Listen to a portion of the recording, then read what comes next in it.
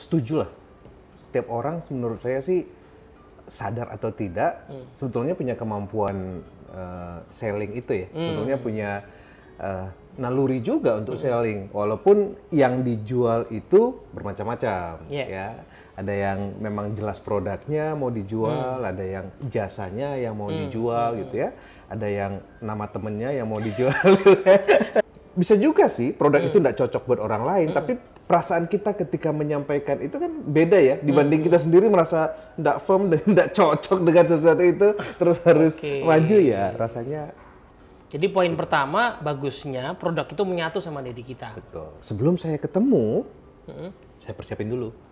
Waktu ketemu dengan dia, tadi Mas tadi bilang, waktu mereka mungkin nggak banyak, tapi bagaimana waktu yang tidak banyak ini bisa membuat orang langsung merasa ini yang saya butuhkan, ya.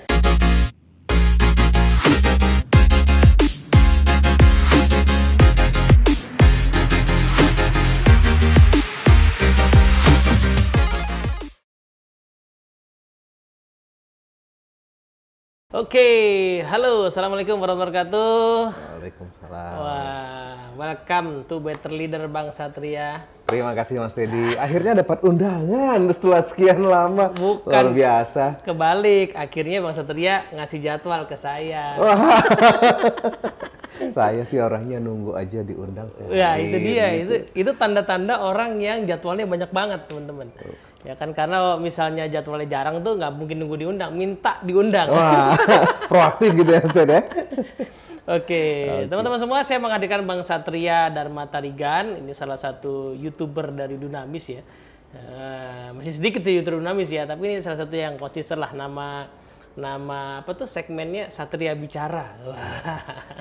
Karena nggak mungkin bikin YouTube diam-diaman ya, masih bicara. Satria diem gitu, terus ngapain?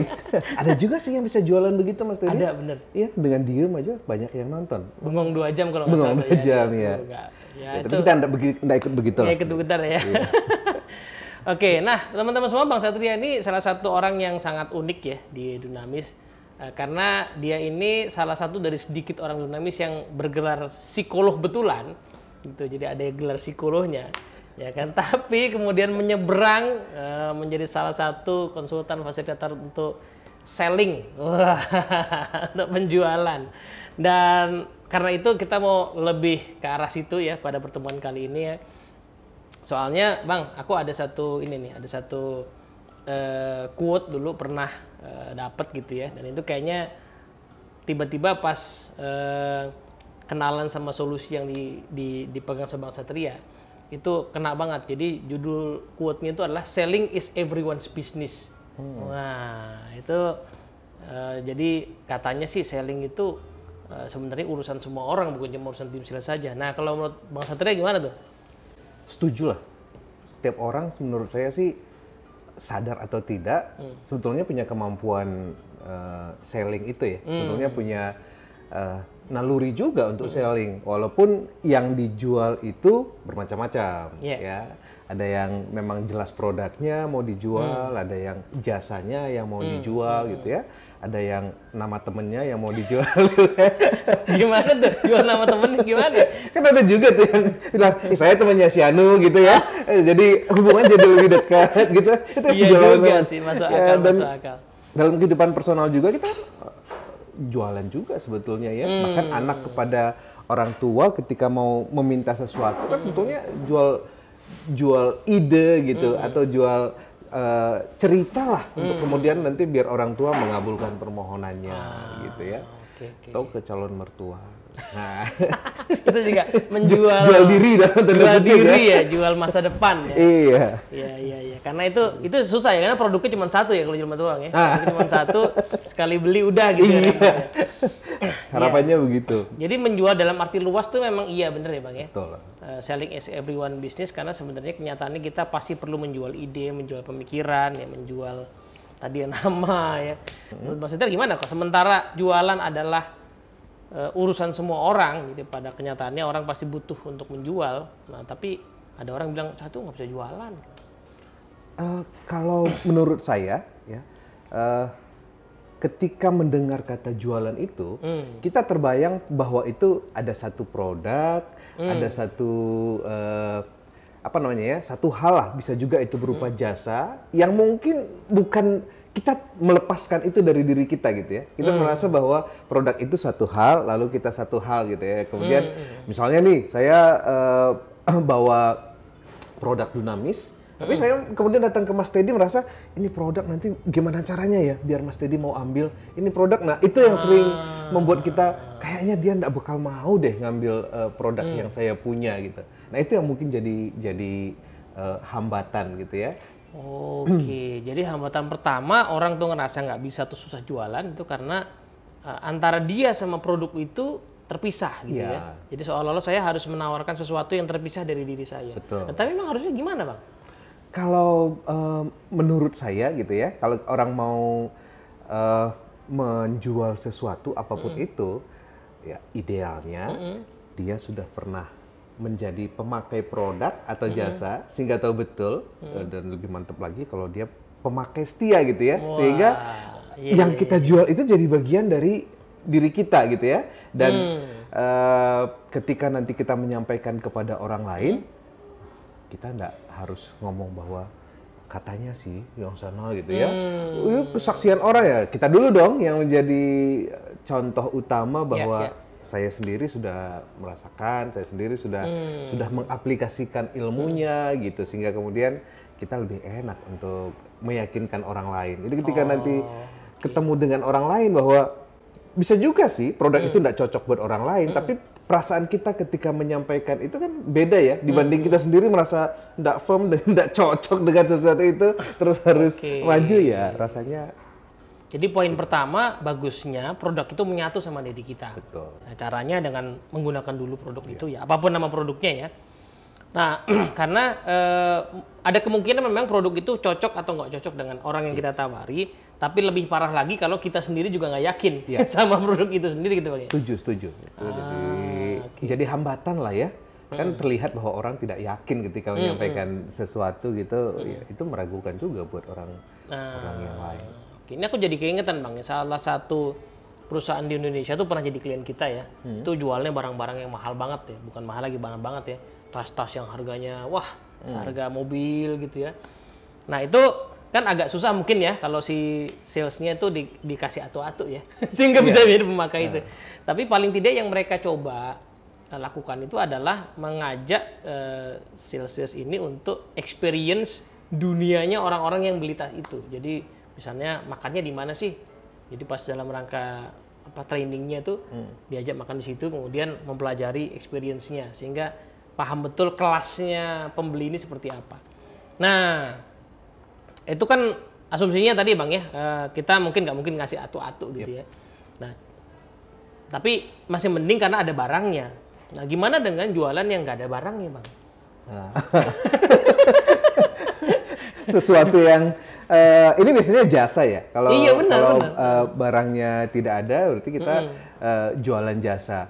Nah, ini kita sendiri mestinya yakin dulu lah dengan jasa itu. Jadi jangan sampai kalau kita di psikologi dulu kan banyak orang bilang psikologi itu untuk Anda gitu ya. Ada rubriknya itu. Psikologi untuk Anda. Saya enggak mesti melakukan, tapi Anda yang dituntut untuk melakukan gitu. Itu kan dari sisi saya kan orang-orang sales itu yang paling utama dibutuhkan itu integritas gitu. Jadi kalau jasa tadi orang justru yakin kalau kita sendiri menunjukkan. Jadi kalau misalnya kita nih ngomongin tentang gimana sih caranya berkomunikasi yang efektif gitu. Terus kita lihat dia sendiri ngomong komunikasinya gimana? Oke enggak gitu ya. Jangan ini komunikasinya enggak meyakinkan nih gitu. Atau orang yang dalam bisnis kita misalnya jualan presentasi, public speaking.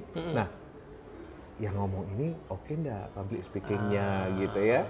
Itu di jasa, apalagi kalau produk-produknya produk-produk kayak kita, produk-produk training itu mungkin orang melihat langsung gitu ya, itu akan melihat langsung. Jadi kalau jualannya misalnya sesuatu yang kita harus ngomong kepada personal gitu, dan produknya itu nggak bisa kita bawa langsung. Iya itu. Jadi produknya. Aku kebayangnya produk kalau kita mungkin masih agak mending Bang ya, karena at least orang bisa sebagai sales saya bisa ngerasain ada di kelas misalnya atau ada bersama klien lah pada saat proses delivery. Produk asuransi bang misalnya gitu ya. Asuransi mungkin bahkan bukan asuransi jiwa ya, asuransi kebakaran corporate yang cover misalnya aset triliunan misalnya. Kan nggak mungkin experience beneran kebakaran ternyata. Jangan sampai gitu ya. Bahkan jangan sampai kan. Nah itu jadi gimana ya kira-kira supaya bisa menjadi sales yang meyakinkan tadi tuh buat jasa yang seperti itu. Kalau kita bicara tentang yang begini ini pengenalan akan klien kita itu penting ya. Jadi kalau tadi kita bicara misalnya presentasi, akan beda presentasinya trainer dengan presentasinya sales dengan presentasinya yang beda-beda lah ya. Sama juga ketika nanti sales itu berkaitan dengan produk yang kita sebut asuransi tadi, ya mereka akan kenali dulu deh. Ya, kenali dulu resiko yang ditanggung oleh kandidat klien kita itu. Ya, ketika resiko itu terjadi seperti apa sih? Kita nggak berharap jangan sampai itu kejadian gitu ya. Justru kan kalau produknya asuransi tujuannya untuk melindungi itu jangan sampai terjadi. Nah, ini yang perlu didalami, ini yang perlu dipahami. Jadi ketika saya mau ngomong tidak sekedar produknya ini nanti mengcover ini. Ada rasa di sana kan ya. Ada orang suasana kebatinan gitu ya, suasana psikologisnya itu kan penting. Itu yang sebetulnya perlu ditangkap. Berarti aku nangkep udah ada 2 poin nih dari Bang Satria. Pertama adalah sebagai sales kita perlu meyakinkan ya. Kalau bisa ngerasain produknya, ya. Tapi paling tidak bisa representatif ya terhadap produk itu gitu ya. Kalaupun tadi produknya nggak bisa dirasain langsung ya. Nah, tapi poin yang kedua ternyata yang langkah pentingnya berikutnya adalah memahami kebutuhan si pelanggannya atau kliennya gitu kan. Nah ini menarik Bang, karena tadi Bang Satria sempat menyebutkan bahwa sales itu justru sangat butuh punya integritas, ya kan? Padahal nih persepsi orang terhadap kata sales atau salesman itu suka bluffing lah, suka ngibul lah gitu, suka iya aja tapi ntar ternyata nggak bisa lah. Nah, gimana tuh Bang? Sementara persepsinya kayak gitu. Ini yang kita berharap kalau kita mau menjadi orang yang aktif dan menjadikan dunia sales itu sebagai dunia kita, hal seperti itu yang perlu kita geser lah paradigma itu gitu ya. Itu perlu kita geser.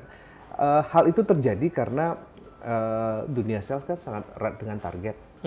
Jadi seringkali tuntutan agar target itu tercapai itu membuat kita lupa bahwa ada urusan jangka panjang yang mestinya kita pikirkan gitu ya. Benar. Jadi wah ini sudah akhir bulan nih, yang penting masuk tutup poin. Yang penting tutup poin gitu ya, kalau enggak repot nih gitu. Nah, tapi pada momen seperti itu seringkali kita tidak menyadari bahwa kita menyakiti perasaan pelanggan kita. Ya. Jadi kalau teman-teman siapapun yang menyaksikan video ini pernah dengar kisah angsa dan telur emas gitu ya, kalau dari Seven Habits, tanpa kita sadari kita membunuh angsanya. Itu yang perlu dipertimbangkan gitu ya. Jadi munculnya problem integritas itu lebih karena lupa ya pada tujuan jangka panjang ya. Sehingga rela mengorbankan gitu ya tujuan jangka panjang itu untuk sesuatu yang tadi sekedar mencapai target sekarang gitu ya. Oke. Nah, ini Bang, di solusi yang Bang Satria pegang ini kan judulnya seru ya. Kalau saya pertama kali dengar Franklin Covey Dunamis memiliki solusi ini teman-teman ya, itu keren banget ya. Judulnya adalah Helping Client Succeed. Ya kan, itu modul selling loh. Modul selling tapi judulnya Helping Client Succeed. Itu kan menarik ya, membantu klien kita untuk sukses. Nah, boleh cerita dikit nggak Bang? Itu apa tuh idenya ya? Kenapa namanya begitu? Ini modul selling. Biasanya kan kalau selling skill itu powerful selling skill misalnya gitu kan, atau unstoppable selling skill gitu ya. Gimana Bang? Ini paradigmanya memang menarik ya, bahwa apalagi kalau kita bicara business to business, ya business to consumer aja itu pakai itu kok. Tetap bisa ya. Pakai, bayangin sekarang kan ada mie instan yang isinya 2 tuh dalam 1 bungkus. Ya, itu kan sebetulnya mie instan dan 1 bungkus ada 2, ada apapun namanya gitu ya. Oh, yang Jumbo. Ya, Oke, jumbo oke, itu. oke. Kenapa muncul itu? Kan sebetulnya dia melihat kebutuhan pembeli ya, bahwa kalau kita penikmat mie instan, satu itu kurang, dua itu kebanyakan gitu ya. Jadi dimunculin lah orang butuh sesuatu yang artinya cukup mengenyangkan, ya, tapi tidak sampai bikin enak. Dia lihat orang butuhnya apa, produk itu keluar. Iya, iya. Nah, di helping client succeed itu sama. Kita sebetulnya lebih tepat melihat klien kita itu butuhnya apa. Jadi ketika dia butuhnya apa, kita berikan kebutuhan tersebut, maka selain salesnya close, ada perasaan di situ yang kamu sudah menolong aku loh. Ya. Kamu sudah membantu aku dalam kesulitanku. Iya, Dan ketika itu terjadi, tanpa kita sadari, kita mungkin sudah masuk di top of mind-nya klien kita. Wah, ketika ada kesulitan gitu ya, wah ini nih yang saya hubungi, ini Mas Teddy gitu ya. Karena ada perasaan terbantunya itu. Ya. Dan paradigma ini, helping client succeed ini sebetulnya mau mengajak kita nih, sukses kita sebagai orang sales itu tergantung dari sukses klien kita. Semakin mereka sukses, maka kita sukses gitu ya. Bayangin kalau klien kita tidak sukses, emang masih mau beli lagi? Iya kalau perusahaannya masih bertahan. Kalau perusahaannya bangkrut, gimana kita? Iya juga ya. Jadi balik lagi ke sana. Kan? Karena sebenarnya setiap produk itu kan sebenarnya solusi atas masalah orang ya Bang ya. Tuh. Jadi nggak ada produk yang sekedar dibeli untuk apa iseng-iseng lah gitu ya. Jarang lah begitu ya. Atau mungkin tidak sustain yang seperti ya. Produk yang sustain ya bisnisnya adalah yang dibeli karena membantu kesulitan orang. Nah, problemnya adalah kadang-kadang kesulitan si pelanggan kita tuh nggak langsung kita pahami gitu ya Bang ya. Betul. Atau dia sendiri nggak paham juga sebenarnya kesulitan apa. Itu juga bisa. Itu juga bisa Mas Teddy, betul sekali. Tantangannya adalah dalam komunikasi kita dengan si klien kita, kita sering terbawa untuk kan ada training product knowledge gitu ya. Oh, kita terbayang untuk menghafal semua produk kita itu spesifikasinya apa sih gitu ya. Apa sih kekuatan produk kita. Dan ketika ketemu dengan klien, kita terdorong untuk ngomongin produk kita. Padahal orang nggak perlu, mungkin ya secara umum, orang nggak peduli juga kita punya produk apa. Yang mereka harapkan, kamu bisa bantu saya nggak? Kamu bisa selesaikan masalah saya enggak? Yang ada dalam benaknya kan sebetulnya itu. Kita juga begitu kok kalau ada orang yang menawarkan, ngapain sih cerita produk Anda banyak-banyak gitu ya? Betul. Ya, saya enggak butuh itu, bukan itu yang saya inginkan gitu. Nah, itu yang helping client succeed ngajak kita untuk yuk kita lihat deh. Daripada kita capek ngobrol, daripada kita capek ngomongin tentang wah macem-macem gitu ya. Lebih baik kita ngomongnya enggak banyak, tapi fokus pada yang dibutuhkan oleh orang itu apa sih, gitu ya. Oke, jadi apa namanya, kenapa pemahaman tentang kebutuhan dari pelanggan itu lebih penting dibandingin presentasi produk kita gitu ya. Betul. Karena belum tentu cocok ya kan? Iya. Itu satu ya. Dan ini Mas, setiap perusahaan itu kan punya banyak produk. Iya. Masa kita harus ngeluarin semua produk kita gitu ya, jelasin semuanya. Betul. Butuh waktu, butuh Iya. Secara resources waktu tadi ya, si kliennya juga nggak punya banyak waktu ya. Betul. Dan ini poin menarik nih Bang, kan mungkin dulu banget ya ketika penyedia jasa itu terbatas ya, dan mungkin pelanggan-pelanggan juga masih nggak banyak yang nawarin ya. Jadi mungkin punya waktu tuh, let's say buat dengerin presentasi, company profile misalnya gitu ya. Tapi ketika satu orang tuh sekarang ditawarin dengan berbagai hal gitu, maka kalau bisa ketemu sama orang yang ngerti gitu ya, kemudian langsung kasih solusi, mungkin akan lebih mantap gitu ya. Setuju.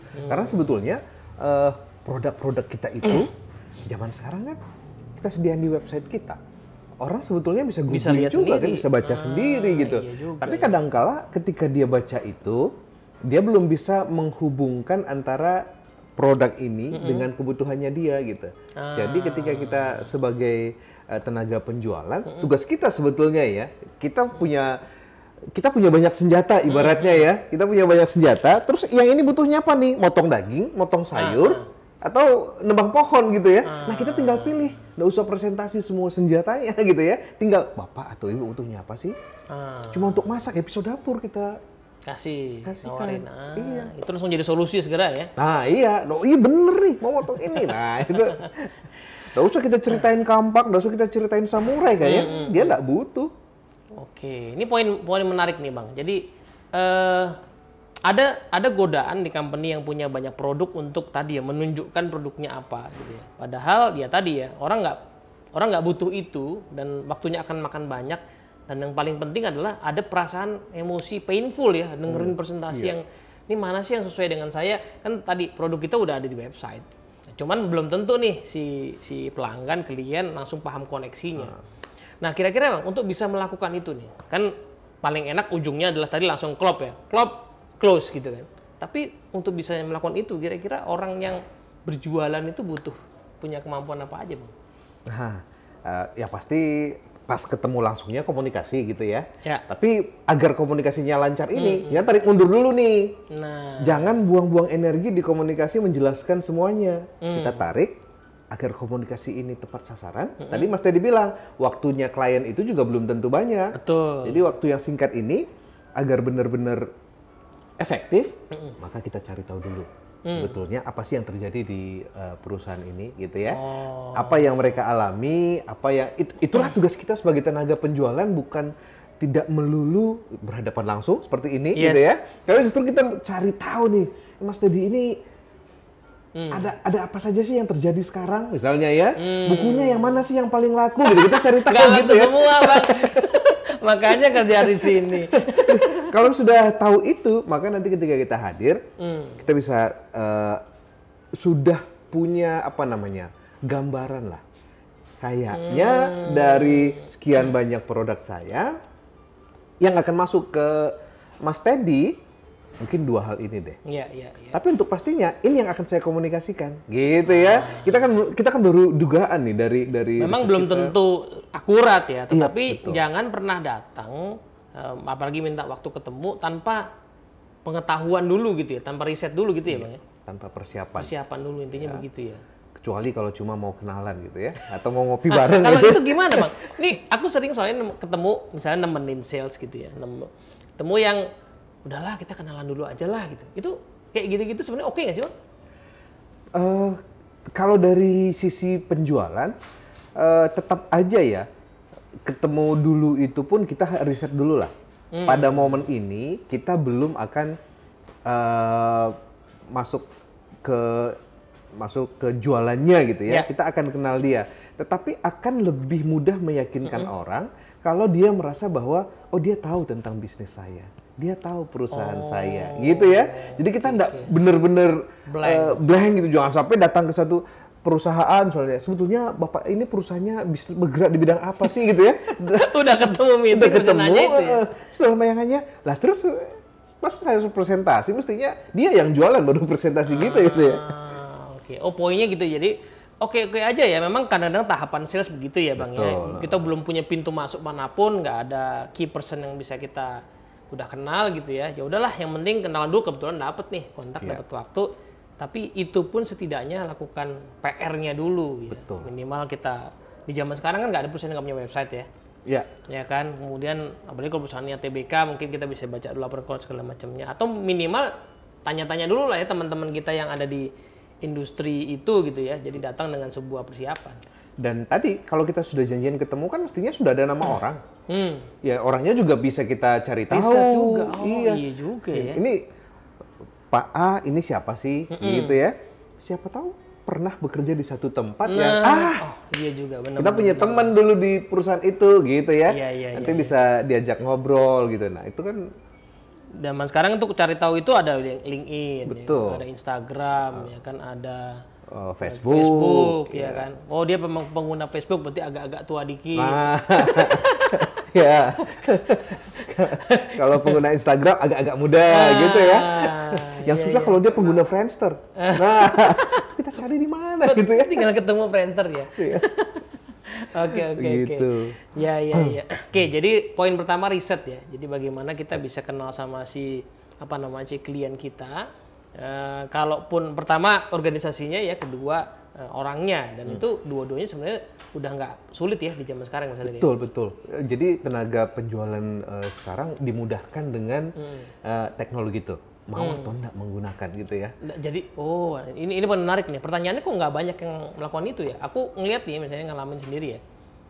Masih banyak banget setiap hari aku terima telepon penawaran misalnya entah KTA, entah apa gitu ya. Yang memilih momentum waktunya aja nggak pas gitu. Nelpon nawarin di hari Senin jam 8 gitu. Pas mood orang lagi. Itu kan sangat tidak pas ya. Jadi kemungkinan ditolaknya tinggi kan, maksudnya nggak didengerin gitu. Nah, kenapa ya masih banyak yang nggak melakukan itu? Nah, ini yang pentingnya paradigma tadi itu, Mas Teddy. Helping client succeed, kita berangkatnya dari sana gitu ya. Kalau yang sering terjadi itu kan kayak apa namanya, melempar pancing ke tengah samudra gitu ya. Nanti kalau ada yang kena deh gitu ya. Kalau enggak ya lempar lagi gitu ya. Usaha aja lah. Usaha lagi gitu. Itu yang terjadi gitu. Padahal nelayan aja sekarang sudah pakai tools ya, pakai tools, pakai jaring, pakai. Iya, yang ikannya ada di mana sih sekarang gitu ya untuk menangkap itu. Nah, ini kita berurusan dengan manusia yang yaitu orang, kehadiran kita itu harapannya sebagai penolong, bukan sebagai pengganggu gitu ya. Kalau kita tidak punya paradigma untuk membantu orang sukses, maka tanpa kita sadari mungkin kita hadir sebagai pengganggu yang tadi. Itu pengganggu banget sih. Hadir pada waktu yang tidak tepat gitu ya. Lalu kemudian tidak mengenal si calon klien atau calon nasabah atau apapun namanya gitu ya. Kita tidak kenal, jadi kita jadi mengganggu buat mereka. Nah, Bang, jadi kepikir Bang, kan istilah tadi itu ya, nelpon banyak dan berharap keberuntungan itu kan istilahnya cold calling ya. Iya. Karena cold banget gitu, dingin aja nelpon gitu kan. Dengan paradigma atau frameworknya helping client succeed ini, cold calling itu masih ada nggak ya kalau gitu ya? Masih relevan nggak sih? Kalau dari paradigmanya helping client succeed itu tidak diharapkan ya. Karena energi kita tersebar, waktu kita tersebar dengan kualitas yang rendah gitu ya. Jadi kayak nyebarin apa namanya, lempar sana kayak inilah, kayak kita kasih sebaran ke orang-orang, apakah orang akan merespon atau tidak itu cerita nanti gitu ya. Itu kan energi kita banyak habis ke sana ya, terus nelfon bolak-balik, padahal waktu kita ya cuma segitu itu, cuma 8 jam sehari untuk bekerja gitu ya. Kalau kita call terus itu ya berapa banyak, dengan hasilnya presentasinya kecil. Ya kembali ke tadi, daripada kita habiskan waktu kita untuk iseng-iseng berhadiah itu gitu ya, lebih baik kita cari tahu tentang orangnya, sehingga nanti ketika kita melakukan telepon atau ketemu nggak cold banget gitu ya, terjadi kehangatan lah di sana ya. Kalaupun akhirnya udah nelpon dan masih bersifat tadi ya, karena kita belum kenal gitu-gitu, paling tidak risetnya itu membuat itu probability jadi mungkin bisa dikenali kan ya. Dan zaman sekarang data tuh sebenarnya ada di mana-mana Bang ya. Kalau misalnya tadi ya, oh ini ibu rumah tangga misalnya, ya mungkin agak sela-selanya jam 10 kali ya, atau jam 11 barangkali ya, jangan jam 8 dia masih sibuk ngurusin sarapan gitu kan. Betul. Atau mungkin jangan di hari Senin tapi di hari Jumat misalnya gitu ya kan. Dan seterusnya lah barangkali gitu-gitu ya maksudnya Bang ya. Betul. Itu yang cara kita mendekat pun akan beda ketika kita kenal siapa yang kita dekati kan ya. Jadi tantangannya nih Mas Deddy, ketika kita melakukan itu artinya cara kita menyapa, cara kita menggunakan pilihan kata, kita jadi harus kaya juga gitu ya. Karena kalau pakai cold calling tadi itu kecenderungannya ada transkrip, ada skrip yang sudah dihafalkan gitu ya. Sampai-sampai yang ini juga hafal gitu kan. Oke, 3 kali ya, baru kita sudah orang masuk gitu ya. Itu orang jadi sudah tahu gitu kan. Iya. Nah, oke, jadi problemnya adalah tadi ya, melihat, mungkin pertama ya pola pikir, melihat si klien sebagai orang yang menjadi objek ya. Jadi bahwa oh nih objek untuk dijualin gitu ya. Sementara helping client success melihat ini subjek yang kira-kira butuh bantuan apa gitu ya. Saya pengen datang untuk membantu sehingga pilihan katanya tidak akan sama. Ya. Yep, betul. Tidak seperti skrip gitu, tetapi saya berlatih supaya mematchkan ya obrolan saya dengan si subjek saya ini gitu ya. Oke. Nah, tapi nggak jadi kelamaan tuh Bang. Nah, ini pertanyaan para sales nih. Cara-cara gitu kan kelamaan Bang. Target saya tiap hari nih. Orangnya kalau minta ditelepon di Jumat semua, Senin sampai Kamis saya ngapain? Nah, gitu gimana gitu Bang? Ini belum detail-detail ya, tapi gambaran besar. Ini pertanyaan-pertanyaan orang kan terhadap metode-metode penjualan yang begini gitu. Nah, ini kayak pepatah itu Mas Dodi. Berakit-rakit ke hulu, berenang-renang ke tepian katanya ya. Bersakit-sakit dahulu, senang kemudian. Intinya kan kita tetap harus ketemu dengan klien itu ya, atau nasabah atau siapapun namanya ya. Kita akan ketemu dan pertemuan itu bisa jadi akan terasa lama dan bisa jadi tidak tepat sasaran kalau persiapannya tidak ada. Daripada kita datang hadir ke depan klien kita, kemudian ini saya harus ngomong apa ya? Ini bagaimana cara saya meyakinkan dia ya? Lebih baik kita tarik nih, kita tarik ke belakang dulu bahwa sebelum saya ketemu, saya persiapin dulu. Waktu ketemu dengan dia, tadi Mas tadi bilang, waktu mereka mungkin tidak banyak, tapi bagaimana waktu yang tidak banyak ini bisa membuat orang langsung merasa ini yang saya butuhkan, ya, ini yang dapat membantu saya. Disitulah fungsinya kita gunakan research study. Gitu ya. Ini poin menarik nih ya. Jadi memang kelihatannya lebih gampang hajar bleh aja ya. Tapi sebenarnya tingkat keberhasilan belum tentu tinggi juga. Apalagi di era sekarang ketika waktu pelanggan kita nggak banyak ya. Mereka dimombardir dengan pilihan-pilihan kan. Jadi nggak punya banyak waktu buat kita juga, apalagi belum kenal kan. Jadi mendingan kita cari siapa yang kira-kira akan pas gitu kan. Nah, aku jadi keingetan satu cerita nih Bang. Ada satu orang yang disebut sebagai legenda sales itu ya, Joe Girard kalau namanya. Dia punya rekor menjual 6 mobil per hari kalau selama karirnya. Itu salah satu hal yang dia jadi keingetan ya, satu hal yang dia sering ajarkan itu memang riset ya. Termasuk misalnya mengenali betul ya Mas Satria ini waktu beli umurnya berapa, karirnya apa, anaknya siapa, ulang tahunnya. Kemudian dia secara berkala dia kirimin ucapan ulang tahun segala macam sehingga katanya nih Bang, kalau aku nggak salah ingat ya, dia bisa menjual kepada satu orang tuh rata-rata 6 kali sepanjang karirnya orang itu. Jadi orang itu beli 6 mobil sama dia. Dan ini mobil ya? Mobil. Bukan buku atau bukan. Kalau buku gampang ya, Big Bad Wolf kita jual banyak ya. Bukan makanan gitu yang berulang ya. Ini mobil loh gitu ya. Mungkin kita perlu cari tahu juga, barangkali ada yang tenaga penjual rumah yang bisa begitu kali ya, yang bisa menjual. Iya benar-benar. Nah, orang jadi beli lagi lewat dia gitu. Nah, tapi yang Mas tadi sampaikan ini bener ya, bahwa itu kan usaha yang bayangin satu kliennya dia perlakukan seperti itu. Ya, bayangkan dia punya berapa banyak klien. Kalau kembali ke pertanyaan tadi, bukannya ngabisin waktu tuh lakukan yang begitu. Iya, kita susah di awal, tapi kemudian ke belakangnya, mungkin kalau teman-teman pernah belajar tentang rekening bank emosi gitu ya. Nah, itu kan saldonya sudah banyak banget gitu ya. Kalau perlakuan tadi itu sudah kita lakukan berulang, saldonya banyak banget, dan saldo yang banyak itu nanti mudah banget gitu. Iya, karena orang anggaplah tadi, berarti kan dia sangat tahu. Orang beli mobil nggak mungkin tiap tahun. Iya. Tapi orang beli mobil, let's say misalnya anggaplah mobilnya COP ya, program dari kantor. Ini kan ketahuan tuh kreditnya berapa. Oh, 3 tahun. Berarti nawarin laginya 3 tahun lagi aja.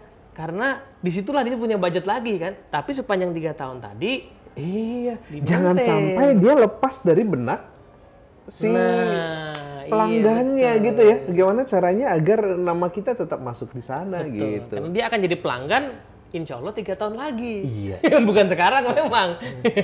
Itu kalau masih keluarga muda Mas Teddy. Kalau sudah lebih senior, tiba-tiba ini anaknya mau masuk kuliah nih, gitu ya. Iya, benar. Ini pasar lagi nih, gitu kan. Betul. No, iya menarik juga. Anaknya mau masuk kuliah, kan mungkin nggak dikasih mobil yang mahal-mahal lah ya. Iya. Nah, kita langsung kasih brosur mobil yang low cost gitu ya. Ini ini anaknya mau kuliah, iya mobil yang bagus lah di dalam kota, kita kasih mobil city car gitu ya, yang sesuai kebutuhannya gitu. Begitu. Anaknya nambah, kita kasih yang 7 seater gitu ya. Karena kita yang mengikuti perkembangannya kan. Iya. Dia punya anak 1, punya anak 3 nggak cukup mobil yang tadi, kita samperin gitu kan. Mengenali kebutuhannya gitu. Itu namanya kita mengenali kebutuhan tadi. Iya, betul. Dan itu sebenarnya effortnya kalau dipikir-pikir mungkin sama ya dengan call calling gitu ya. Tetapi memang ini bersakit-sakit dahulu di depan itu tadi ya, bersenang-senang kemudian itu. Dan satu hal lagi, kalau dari kita ambil contohnya tadi, kemampuan analisa itu kan jadi penting ya. Bahwa mungkin kita ngucapin selamat ulang tahun, ngucapin macam-macam, tapi kita sadar enggak ya bahwa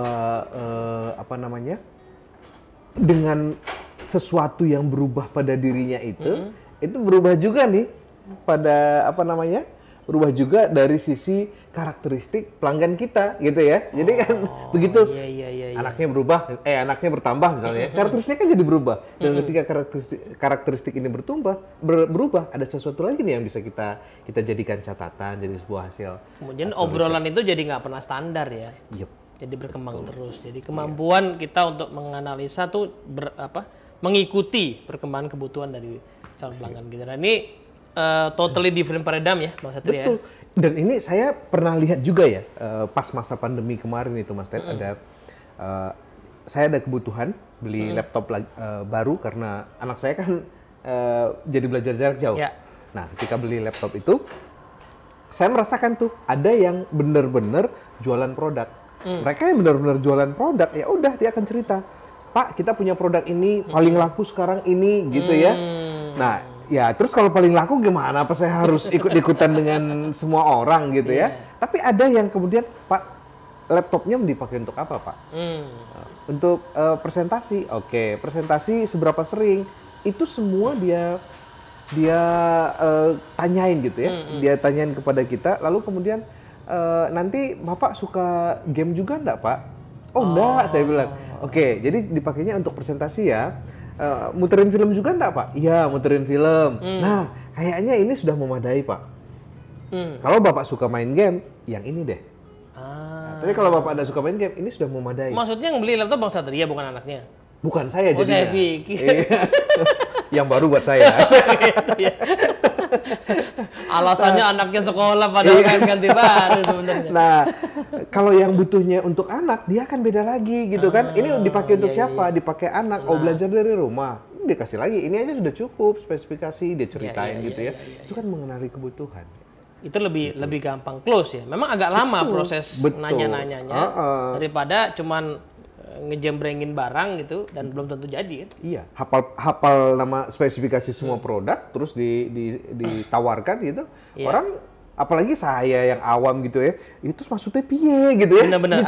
Aku termasuk jenis gitu, Bang. Kalau laptop tuh berapa RAM segala macam nggak ngerti. Jadi percuma dijelasin itu ya. Ini begini loh, Pak. Ini memorinya sudah terus kenapa? Apa hubungannya dengan saya gitu ya? Itu kan. Tapi ketika dia bilang, kalau Bapak butuhnya ini, hal seperti ini, nah itu yang kita, ini yang saya butuhkan gitu kan. Gitu Mas Ted. Udah gitu nanti misalnya orangnya nyimpen nomor kontaknya Mas Satria, ya kan? Tanya experience-nya gimana, ya kan? Nah, kira-kira kan 3 tahun lagi bakal nggak kuat tuh laptop. Iya, bener. Itu kan. Tapi itu dia ya. Yang melakukan itu tenaga yang benar-benar ada di lapangan gitu ya. Jadi saya nggak tahu apakah orangnya akan bertahan lama di situ gitu. Tapi dia sudah punya skill itu. Kalaupun ya namanya di toko komputer gitu kan mereka mungkin bukan pekerja yang betul. Dalam jangka panjang juga gitu ya. Kalau skill itu maksudnya kita belajar lah walaupun kita dapatnya dari mereka yang di lapangan gitu, nggak pakai seragam, nggak bawa nama perusahaan, tapi pendekatan itu. Tapi itu bener sih Bang, untuk melakukan semua effort itu kata kuncinya paradigma di awal ya, helping client succeed ya, pengen bantuin orang supaya sukses dengan produk kita. Ya kalau paradigmanya adalah jualin orang memang agak susah ya. Nah, disitulah paradigma tadi akan membuat perilaku tadi, effort tadi mau diarahkan ke situ. Sebenarnya kalau dipikir-pikir ya teman-teman ya, effortnya tuh akan sama sih. ya. Yang hajar belai itu kan effort ya. Yep. Yang tadi juga effort ya. Tapi hasilnya akan berbeda dalam jangka panjang karena cara mendekati pelanggan juga beda. Ya, itu usaha yang energi yang digunakan sama, tapi dampaknya akan berbeda gitu. Yes. Dia tinggal pilih aja sih sebetulnya gitu. Mau ketemu dengan beberapa orang, tapi potensinya gede, atau memaksakan diri ketemu dengan banyak orang, tapi kemudian ya kita cuma tangan hampa gitu ya. Ketemu terus udah ketemu ya udah begitu aja, punya kartu nama gitu. Iya benar-benar. Ini ada satu cerita ya temanku yang dia mendalami soal freelancer ya, jadi orang kerjanya sendiri, entah dia konsultan sendirian atau lawyer sendirian gitu kan. Itu ada rumus katanya sebenarnya untuk bisa bertahan hidup itu kita cukup perlu punya 10 klien jangka panjang itu. Wah. Iya kan? Sisanya ya mungkin datang pergi ya, tapi at least kita butuh punya 10 nama klien jangka panjang itu. Ya itu kan tentunya nyarinya dan maintainnya nggak mudah ya. Nah, tapi itu sudah bisa bikin kita hidup dibandingkan dengan kita ya punya hubungan yang banyak tapi jangka pendek semua. Betul. Nah, oke. Karena ada kepastian yang namanya jangka panjang ini kan. Betul. Dan bisa jangka panjang kalau dia masih ada kan. Kalau perusahaannya nggak ada, gimana jangka panjang? Makanya kita punya kewajiban mensukseskan dia. Kita mendoakan agar klien kita itu ada di situ, promosi gitu ya. Berkembang gitu kan. Kalau PIC-nya karirnya berkembang, perusahaannya kita doakan juga untuk terus maju. Kalaupun dia nanti pindah ya, dia akan bawa kita juga ke tempat yang baru ya kan. Dan perusahaan yang lama tetap akan tetap jadi klien kita karena melihat oh ya saya terbantu ya.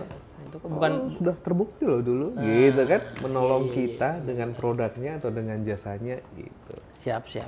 Oke, thank you Bang Satria atas sharingnya tentang selling ya. Jadi better leader kok bahas selling ya, karena banyak leader juga bergerak di bidang selling ya Bang ya.